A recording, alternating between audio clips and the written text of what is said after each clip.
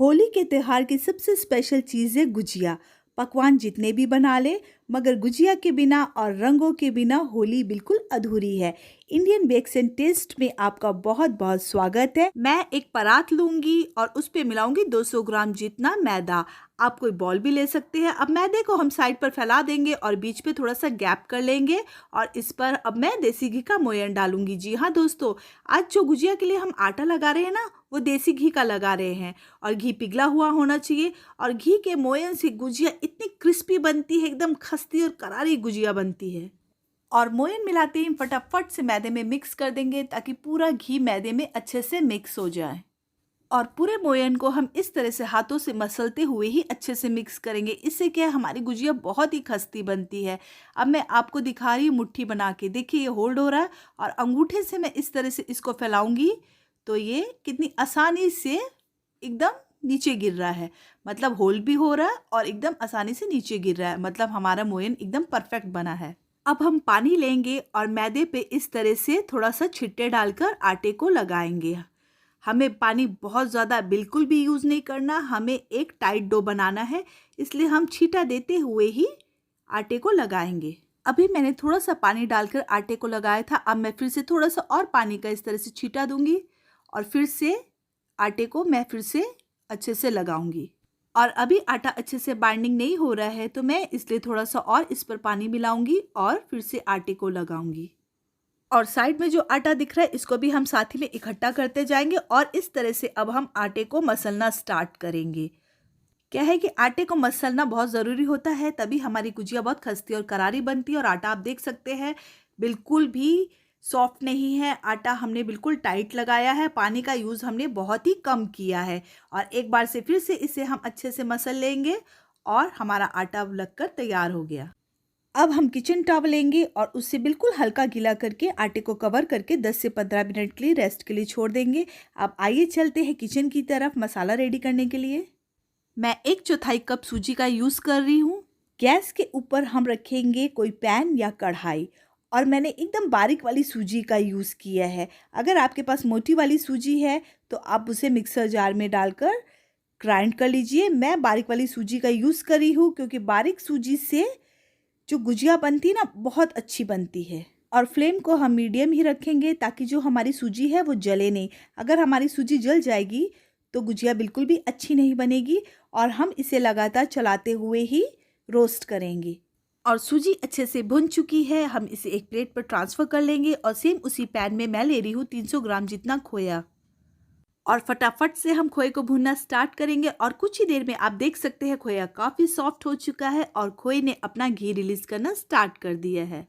और अब बारी आती है खोए के अंदर बाकी मिक्सचर को मिलाने की। खोए में मैं मिलाऊंगी आधा कप डेसिकेटेड कोकोनट। ये किसी भी ग्रोसरी शॉप में आपको आसानी से मिल जाएगा। और सूजी जो हमने भून के रखी थी वो भी इस पर मिला देंगे, यानी कि 1/4 कप सूजी का यूज़ किया था हमने। सूजी मिलाने से गुजिया काफ़ी दिन तक ख़राब नहीं होती है। अब इस पर हम कुछ ड्राई फ्रूट्स मिला लेते। तो चिरौंजी मैंने मिलाई है लगभग 1/4 कप और इस पर बादाम मैं मिलाऊंगी टुकड़ों में काटे हुए छोटी आधी कटोरी। काजू मिला लेते हैं छोटी आधी कटोरी। ड्राई फ्रूट्स आप अपने हिसाब से कम या ज़्यादा रख सकते हैं। और सबसे लास्ट ड्राई फ्रूट हम इस पर मिला लेते हैं 1/4 कप जितनी किशमिश। और सारे मिक्सचर को हम फटाफट से अच्छे से मिक्स कर देंगे। गैस के फ्लेम को हम मीडियम कर देंगे और 1 से 1.5 मिनट तक हम इसे चलाते हुए भून लेंगे। अब गैस की फ्लेम को हम बिल्कुल बंद कर देंगे और मैं इस पर मिला रही हूँ 1/4 कप जितनी चीनी।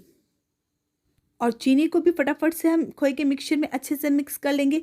मीठा आप अपने हिसाब से कम या ज़्यादा रख सकते हैं। अगर आप पिसी हुई चीनी यूज़ करना चाहते हैं तो आप पिसी हुई चीनी भी डाल सकते हैं। मैंने खड़ी चीनी का यूज़ किया है क्योंकि जब हम गुजिया को तलेंगे ना तो चीनी अपने आप पिघल जाएगी। और 1/4 कप मैंने चीनी का इसलिए यूज़ किया है कि खोए में अपनी भी एक नेचुरल मिठास होती है, तो मीठा आप अपने हिसाब से कम या ज़्यादा रख सकते हैं। आटे को रखे 20 मिनट हो गए हैं। अब मैं इसको एक बार फिर से इस तरह से मसल लूँगी और इसे मैं 2 पार्ट में डिवाइड कर लूँगी। अब आटे के एक भाग को मैं रोलिंग बोर्ड में रखूंगी और हाथों की मदद से उसे एक लंबे रोल का आकार दूंगी। और उससे पहले मैं आपको दिखा देती हूँ कि जिस पे मैं गुजिया बनाने वाली हूँ उसका मोल्ड इस तरीके का है, तो उसके हिसाब से मैं पेड़ों को काट लूँगी। क्या हाथों से हम पेड़े बनाएंगे ना तो थोड़ी मेहनत ज़्यादा लगेगी छोटे छोटे बनाने में, तो इस तरह से लंबा रोल बना लेंगे और उससे क्या है, मेहनत कम लगेगी। तो मैं एक पेड़ा हाथ पे ले लूँगी और जैसे हम रोटी के लिए गोल गोल पेड़ा करते हैं ना, सेम उसी तरीके से मैं इसे गोल गोल कर लूँगी और रोलिंग बोर्ड में रखूँगी और बेलन की मदद से मैं इसे बेलना स्टार्ट करूँगी। क्या है कि मैंने इस पर कोई भी मैदे से डस्ट नहीं किया है, क्योंकि जो हमने इस पर मोयन डाला ना उसके कारण से ये आसानी से बिल जाएगा।